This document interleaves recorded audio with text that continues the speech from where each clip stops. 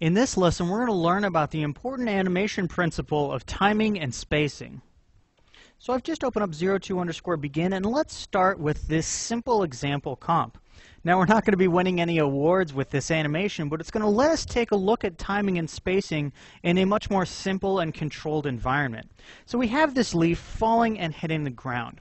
So let's begin by defining what is timing and what is spacing. Timing is when our keyframes are set. So currently, you can think of timing as sort of the beat to a song. So we currently have two keyframes, and based on their positioning or when they're placed, we'll change our timing. So to change timing to affect it, you need to move your keyframes or move their values. Spacing is the interpolation between those two keyframes, and we're going to get into how we can change that here in a second. So let's just take a look at this basic animation. So a leaf is falling and hitting the ground. Now, why is timing and spacing so important? Well, a big part of it is it lets us define the weight of objects and movements. So if we want this leaf to fall faster and make it seem like a heavier object, it would need a tighter timing. So let's pull this in so it is falling very fast and hitting the ground very abruptly. So if we take a look at this, we have now increased the weight of this object by just changing the timing of our animation. However, if we want to make an object lighter and it is falling, we need to extend out our keyframes so that it seems like this object is much lighter than it was before. So if we play this back, we see now our leaf is falling so slow it looks like it should almost be weaving back and forth in the wind. So by changing the timing, we can control the weight of our animation. So now let's take a look at spacing. So I'm going to just duplicate this layer here, Control D, and let's hit the A key and just slightly shift our anchor point over so we can see how by changing the spacing we change the animation. So I'm going to hit the P key to bring up this new position, and currently, and by default, our keyframes are set to have a linear interpolation, which means that the animation will just move forward at a very set time interval until it hits the ground, or until we get to the next keyframe. So you can see here in our viewer or composition window, we have these little marks, and this is telling us where the leaf or where the animation is on every single frame. Now you'll notice these marks are evenly spaced, and linear animation gives us evenly spaced animation and evenly spaced spacing. So let's begin by taking the top layer and hitting F9 to convert it into a Bezier. And what that is going to do is it's going to change the interpolation of these keyframes. And what we're going to begin seeing is these dots begin to cluster, and they get tighter towards the end. So a Bezier spacing means that the object will slow down before it hits this keyframe. So let's bring the keyframes back a little bit. So here we have this exact same animation, exact same keyframes, exact same position settings, and let's take a look at how the spacing of our animation has changed. So I'm going to hit 0, and you can see this leaf here on the left it almost looks like it's slowing down as it falls, almost as if it's doing some sort of thruster motion or pushing itself upwards when it gets close to the ground. So the spacing of our animation is incredibly important for defining the motion in between our keyframes. So now that we have our simple example, let's go over to our main comp, where I just have a quick camera animation with this camera controller. And what I've done is essentially laid down a few keyframes that are positioned correctly, or the framing is correct. However, the timing and the spacing is just all over the wall. So let's just RAM preview this really quickly and take a look and find out how we can use the principles of timing and spacing to refine this and make this work for us. So currently, everything's essentially moving at the exact same speed. We've got very jumpy movements. It's not good animation. So let's begin by changing our timing. So timing is when we set our keyframes. So we've got essentially, whenever we think about timing, we have to think about the beat of our animation, or how we want it to flow. So in the beginning, I want it to relatively quickly get to this frame, get to our text and then stay on it in a moving hold so that it stays on the screen for us to read it, and then I want us to change tempo and move quickly to the next piece of text where again we stay a little while and then move down to our final piece of text. So let's begin modifying our timing. So our first keyframe, we need to move this back because we want it to land much faster than it currently is. And then once it lands, we have this nice slow movement. We might want to give ourselves a few more seconds just to read this sentence. And then we want to move quickly to this spacing. So let's move these back a little bit, make them a little tighter. So timing and then spacing. And we want this to be on the screen, again, a little bit longer.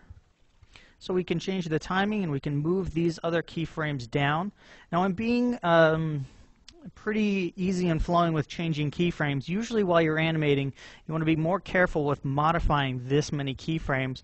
But since we know we need to drastically change the timing and spacing, I'm moving through them quite quickly. Okay, so we now have a pretty decent span here. So we took about 3 seconds to read this first sentence, about 3 seconds to read this last one, and now we need to adjust the timing here. So between these two keyframes, we have a relatively minor movement. We just move to the right a little bit. But between the next two keyframes, we have a rather large position change. So for this to feel and flow a little bit better, we're going to have to decrease the timing of this and give ourselves a little bit more time here at the end so that this doesn't feel like such a ragged motion. Okay, so let's take a look at our timing changes. I'm just going to hit 0 to RAM preview this, and then we can take a look at the changes to our timing. And again, timing is very specific to the comp you're creating and what kind of a pacing and what kind of a feel you're going for.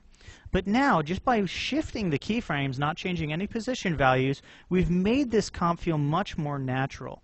We move quickly between our key areas. We spend a little bit of time in a moving hold on where we want to stop, and then we get to where we want to go. However, the time between the keyframes is still rather dull. It's too sharp. We haven't defined the spacing yet. So let's now talk about how we want to move between these keyframes.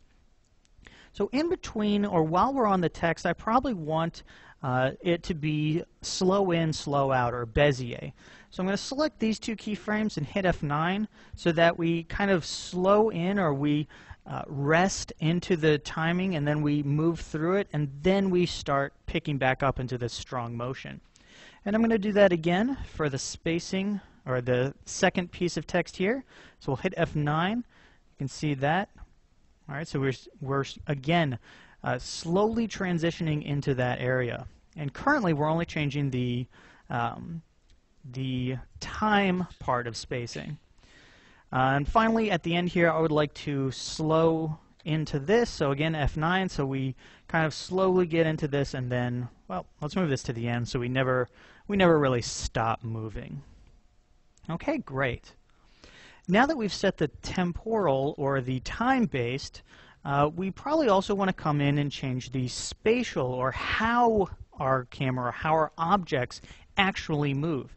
And we can see the line of movement with, again, this dotted line. And you can see very sharp hits, very sharp turns. And we can change those by changing the spatial interpolation. So for that, we can select a keyframe. So we have this nice movement here in our graphics. So let's try and mimic that in our animation. So we're going to right-click, and this is going to be cut off of my screen a little bit. So right-click, and let's go to our keyframe interpolation. And here we can see our temporal, which is what we've been changing so far.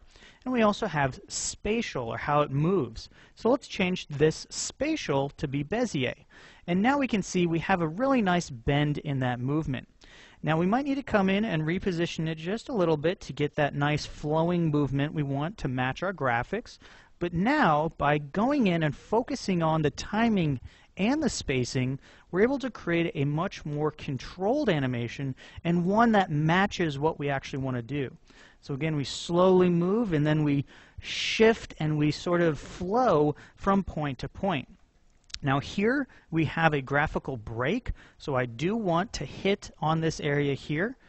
So I want a strong hit here, but down at the bottom, I would rather have, again, this be sort of a nice curve. So again, we'll right-click, go to Keyframe Interpolation, and change the spatial to Bezier. Click OK. Again, we might need to adjust the positioning or adjust these handles a little bit. And now we have modified the timing and the spacing of our keyframes so that our motion is flowing so much nicer in this comp, and we have a much better final result. Okay, great. So play around with the timing. Again, this is going to be specific. If you want something very fast, very tempo, very upbeat, you're going to have tighter timing or less time between keyframes.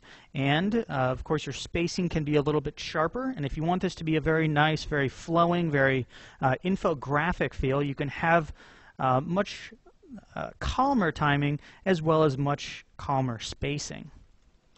Okay, so in this lesson we took a look at the animation principle of timing and spacing, or we took a look at how timing is when we set our keyframes and the amount of time in between our keyframes, as well as spacing, which is the interpolation between keyframes or how our objects move in between our timing.